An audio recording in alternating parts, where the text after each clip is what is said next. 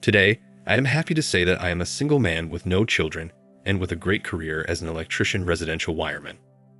I am also an adjunct instructor for a local junior college here. I do well for myself, and I'm so glad I dodged this bullet.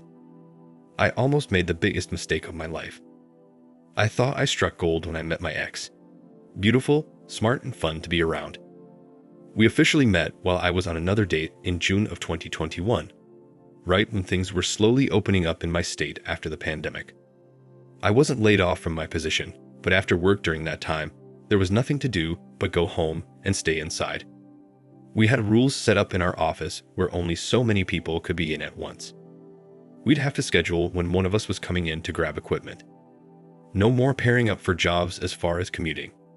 Thus, riding solo, sometimes 2 different cities. I got pretty lonely. After going home one night, I decided to download Tinder. I initially just wanted someone to talk to, I swear. I never had any intentions on hooking up or anything. I really was just bored and was missing talking with people. I met a lot of women there and some of them were married. They'd say that they were separated from their husbands and some even said their husbands were okay with it. Sort of like the open relationship thing. I never spoke with those women for long periods. But my ex and another woman I spoke to often, to the point where I went out on a date with one and ironically, my ex was working at the restaurant we went to.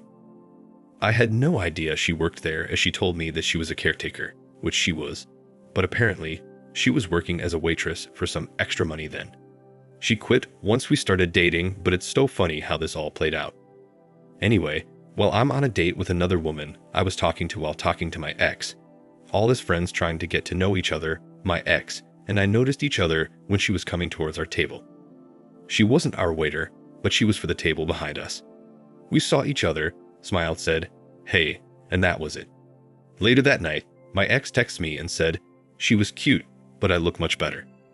Not going to lie, she was telling the truth. After that incident, my now ex, her text messages and calls became more frequent. Before, she would be so timey with texting, meaning we'd be consistently texting for a week, then she'd disappear for a week. But after that night, she was hitting me up every day just to make sure I was not talking to anyone else. We ended up dating for about 7 months before we both decided to be exclusive. We clicked very well. I was pleasantly surprised because I never intended on getting serious with someone from Tinder. Anyway, we did, and in October of 2022, I proposed to her. Stupidly, I thought she was worth it. Our families loved each other. She wanted kids and a family like myself. We both had our own leases apartments, and the plan was to move in together once our leases were up. Mine August and hers October in 2023. She made sure to tell me over and over again that I am not to have any dancers at my bachelor party. She said this to my brother, as well, who was my best man, and he'd laugh and say, "Okay, sure, you got it." I knew what that meant, but after talking to my brother, I told him not to. I did that for her. So at my bachelor party, there were no dancers. We had a Madden tournament, ate junk food and drank alcohol. She was not to have any dancers as well. She told me she wouldn't because she thinks it's disgusting, and her maid of honor said there 100% will not be any dancers. I truly believe all they did was watch a movie and drank wine. That's exactly what my ex told me happened after I asked her if she enjoyed her party when we spoke that night. Little did I know the woman I was about to marry did the nasty with multiple dancers that night in her apartment screaming YOLO. I saw the video and it hurt my soul. To even think I got it in with this woman all after some big buff guys had their way with her is so freaking disgusting. And she did not even use protection with any of those guys. I saw the whole darn thing. So we got married in March of this year, and everyone was happy and had a great time. We headed for our flight the next morning to Puerto Rico for our honeymoon. We were to spend a week out there, but I didn't make it past one night after what I discovered about my ex. That night, we were drinking heavily and started doing what newlyweds do. Afterwards, she got a call from her sister and asked if she could send a particular wedding video that the sister took on my ex's phone.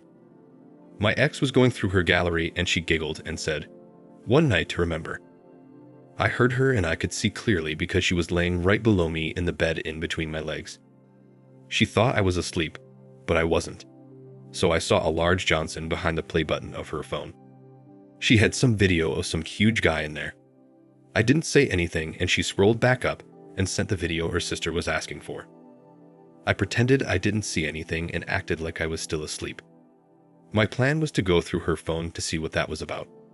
Yes, it could have been just some P-Hub stuff she had in there, but I had a gut feeling it was something I needed to see.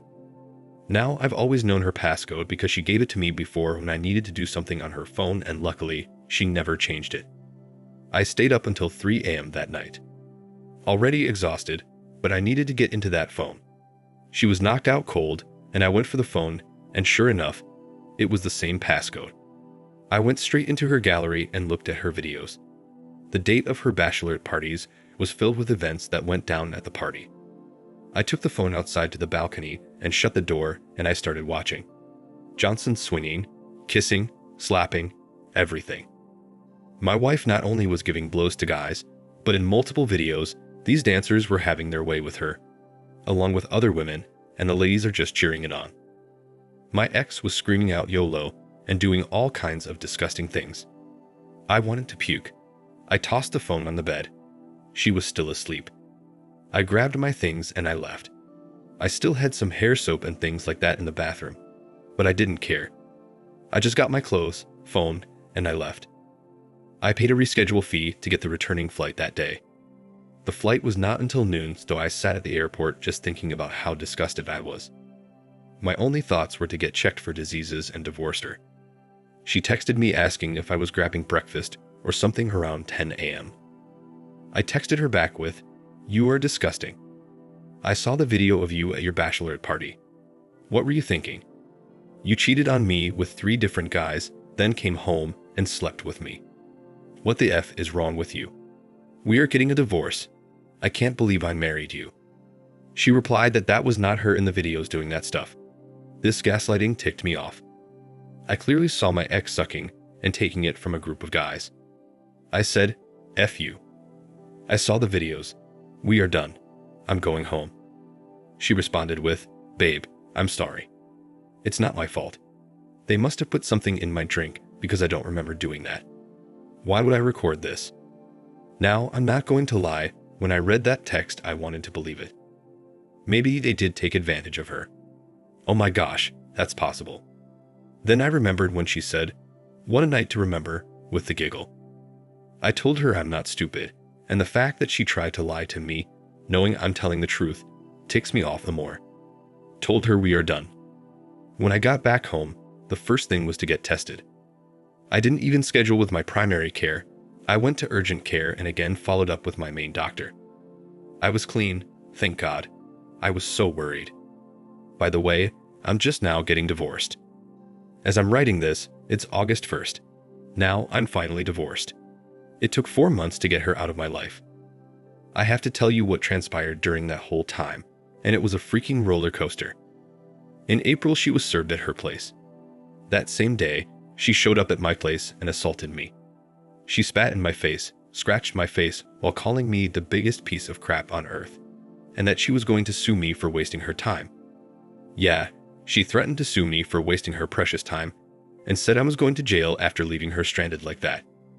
I don't know how she managed to get home. My guess is that she bought another flight. So I called the police after that scratch. She indeed was arrested, not only for assaulting me, but resisting arrest and assaulting an officer. She spat at the officer, and it landed on his shirt. This was why the divorce took so long. It could have been over quicker. The divorce was held up because of her hearings and all of which she was dealing with regarding the assault. Once she was sentenced, I was able to get the divorce finalized, and she signed what she needed to with no issue. She is currently serving 8 months in jail. She was facing 2 to 5 years. Talk about karma.